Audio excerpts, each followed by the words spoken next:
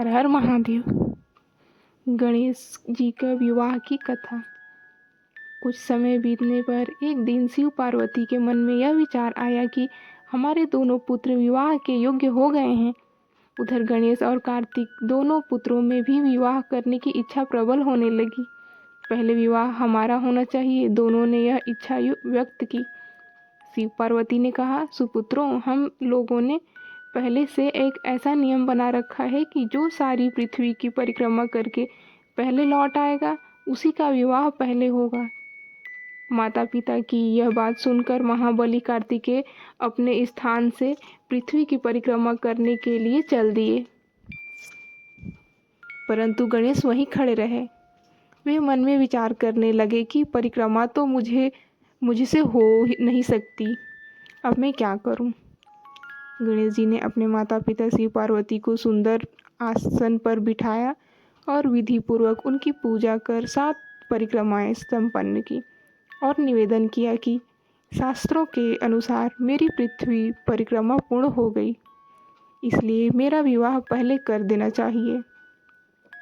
भगवान शिव ने गणेश जी की बात स्वीकार कर ली और सिद्धि एवं बुद्धि के साथ गिरिजानंदन गणेश का विवाह संपन्न हो गया। उनकी सिद्धि नामक पत्नी से क्षेम और बुद्धि से लाभ नामक पुत्र हुआ। कुमार कार्तिकेय का क्रौंच पर्वत पर जाना। इधर नारद ने कार्तिकेय को माता पिता के द्वारा छल करने की बात कहकर उन्हें भड़का दिया। कुमार स्कंद माता पिता को प्रणाम कर क्रोधाग्नि से जलते हुए शिव के मना करने पर भी क्रौंच पर्वत पर चले गए और तभी से वे आज भी वहीं पर हैं। ब्रह्मा जी कहते हैं, हे देवर्षि, उसी दिन से लेकर वे शिवपुत्र कार्तिकेय कुमार ही रह गए।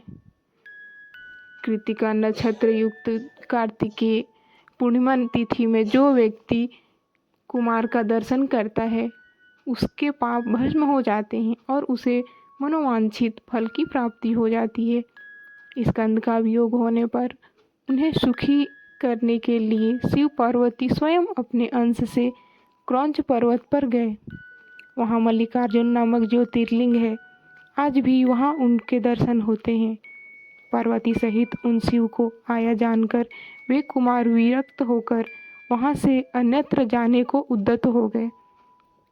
देवताओं और मुनियों के बहुत प्रार्थना करने पर भी वे कार्तिकेय उस स्थान से 3 योजन दूर हटकर निवास करने लगे। हे नारद, पुत्र के स्नेह से आतुर वे दोनों शिव कुमार के दर्शन के लिए पर्व पर वहां जाते रहते। अमावस्या के दिन वहां शिव जी स्वयं जाते हैं और पूर्णमासी के दिन पार्वती जी निश्चित रूप से वहां जाती हैं।